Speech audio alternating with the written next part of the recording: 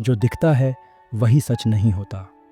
हम ऐसे समय में जी रहे हैं जहां बाहर जाना, दिखना, बोलना और सक्रिय रहना ताकत का प्रतीक माना जाता है।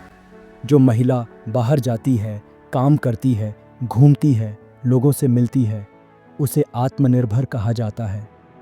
लेकिन जो महिला घर में रहना पसंद करती है, कम बोलती है, कम बाहर जाती है, उसे क्या कहा जाता है? यह डरपोक है, यह पीछे रह गई है। इसे दुनिया नहीं देखनी, इसे बदलना चाहिए।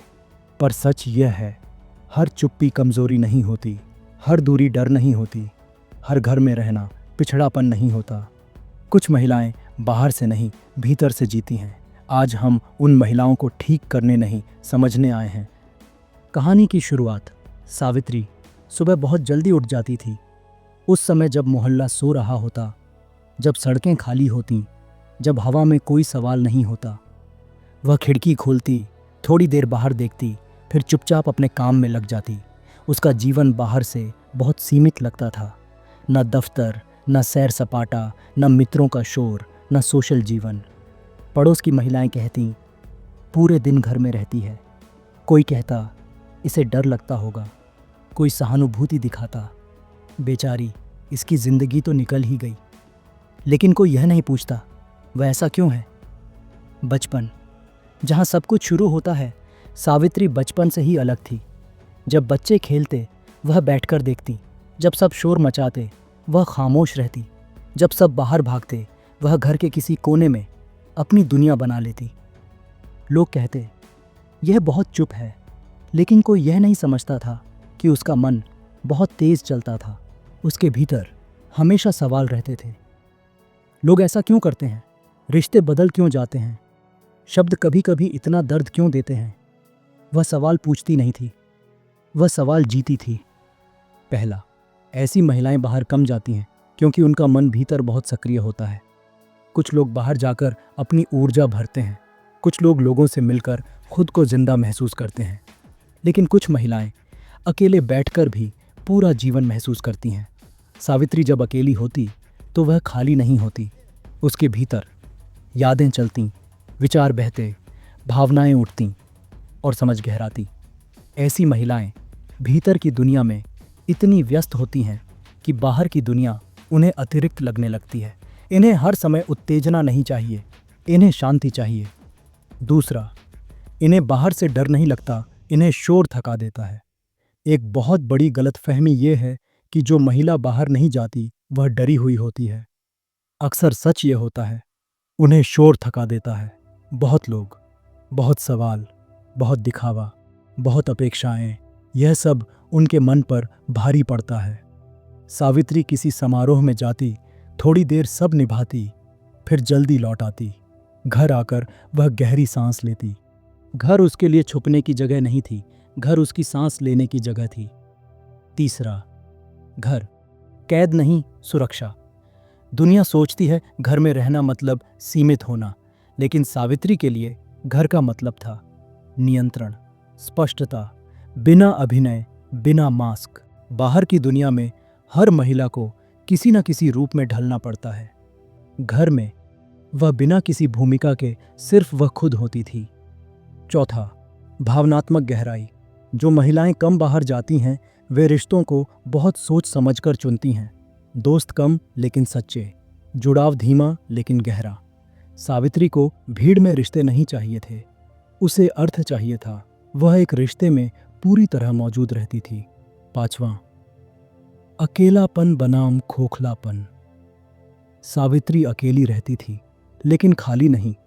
उसे डर लगता था बनावटी हंसी से, झूठी बातचीत से, ऐसे रिश्तों से जहां उसे खुद को बदलना पड़े। अकेले रहना उसके लिए डर नहीं था, खुद को खो देना उसके लिए डर था। छठा, पुराने घाव और दूरी। हर महिला घर में रहने का चुनाव स्वेच्छा से नहीं करती। कुछ महिलाएं अनुभवों से सिमट जाती हैं। सावित्री के जीवन में भी ऐसा समय आया। उसने भरोसा किया, उसने खुला दिल दिया और बदले में उसे चोट मिली। धीरे धीरे उसने दुनिया से नहीं, अपनी उम्मीदों से दूरी बनाई। घर में रहना उसके लिए घाव भरने की प्रक्रिया बन गया। सातवां, मानसिक मजबूती। जो महिलाएं घर में रहना पसंद करती हैं वे भीड़ के दबाव में नहीं आती, सब ऐसा कर रहे हैं से नहीं चलती, अपने मन की सुनती हैं। सावित्री ने कभी सफाई नहीं दी, यह भी एक तरह की ताकत है। 8वां, समाज की भूल। समाज हर अलग व्यक्ति को ठीक करना चाहता है, लेकिन हर महिला का सुख अलग होता है। किसी को बाहर, किसी को भीतर, किसी को शांति, किसी को शोर। सावित्री को घर में रहकर भी पूरा जीवन मिलता था। कहानी का मोड़। सावित्री की आवाज। एक दिन किसी ने कहा, तुमने अपनी जिंदगी बहुत छोटी कर ली है। सावित्री बोली, मेरी जिंदगी छोटी नहीं है, वह बस दिखती नहीं। मैं बाहर कम जाती हूं, लेकिन भीतर बहुत दूर जाती हूं। अंतिम समझ। जो महिलाएं घर से बाहर जाना पसंद नहीं करती वे कमजोर नहीं, डरपोक नहीं, पिछड़ी नहीं। वे गहरी हैं, संवेदनशील हैं, आत्मचिंतनशील हैं, अपने तरीके से पूर्ण हैं। कभी कभी सबसे शांत घरों में सबसे मजबूत आत्माएं रहती हैं, और कभी कभी जो बाहर नहीं जाता वह भीतर सबसे दूर तक जाता है। सबसे बड़ा सवाल, चुप रहने वाली औरतें क्या सच में कमजोर होती हैं? कई लोगों के मन में एक सवाल जरूर उठा होगा, अगर घर में रहने वाली महिलाएं इतनी गहरी, समझदार और शांत होती हैं तो फिर दुनिया उन्हें क्यों कमजोर समझती है? इस सवाल का जवाब बहुत आसान नहीं है, क्योंकि यह जवाब सिर्फ महिलाओं के मन में नहीं, समाज की सोच में छुपा है। हम जानेंगे, समाज चुप महिलाओं से डरता क्यों है? ऐसी महिलाएं रिश्तों में कैसी होती हैं? प्यार, शादी और परिवार में उनका मन कैसे काम करता है? क्या वे सच में खुश होती हैं? और सबसे जरूरी, क्या उन्हें बदला जाना चाहिए? और इन सब के बीच हम फिर लौटेंगे सावित्री की कहानी की ओर। पहला, समाज चुप महिलाओं से असहज क्यों हो जाता है? समाज को शोर समझ में आता है, समाज को दिखावा समझ में आता है, समाज को जो बोलता है, जो साबित करता है, जो प्रदर्शन करता है वही समझ में आता है। लेकिन जो महिला कम बोलती है, अपनी दुनिया में रहती है, भीड़ में नहीं घुलती, अपनी सीमाएं खुद तय करती है, वह समाज को असहज कर देती है। क्यों? क्योंकि जिसे समझा ना जा सके समाज उसे कमजोर कह देता है। सावित्री के साथ भी यही हुआ। वह किसी को जवाब नहीं देती थी, न सफाई न बहस, और यही बात लोगों को चुभती थी, क्योंकि चुप औरत किसी के नियंत्रण में नहीं होती। दूसरा, ऐसी महिलाएं रिश्तों में कैसी होती हैं? बहुत लोग सोचते हैं जो बाहर नहीं जाती वह रिश्तों में भी कमजोर होगी। सच इसके उल्टा है। घर में रहना पसंद करने वाली महिलाएं रिश्तों में जल्दी नहीं जुड़ती, लेकिन जब जुड़ती हैं पूरी तरह जुड़ती हैं। उनका प्यार शांत होता है, दिखावटी नहीं होता, शब्दों से कम, कर्मों से ज़्यादा होता है। सावित्री कभी ज़्यादा प्यार के शब्द नहीं बोलती थी, लेकिन वह याद रखती थी, वह निभाती थी, वह साथ खड़ी रहती थी। ऐसी महिलाएं रिश्तों को मनोरंजन नहीं, जिम्मेदारी समझती हैं। तीसरा, प्यार में ये महिलाएं क्यों गलत समझ ली जाती हैं? प्यार की दुनिया में एक अजीब अपेक्षा होती है, ज़्यादा बोलो, ज़्यादा जताओ, ज़्यादा दिखाओ। लेकिन सावित्री जैसी महिलाएं ज़्यादा जताना नहीं जानती।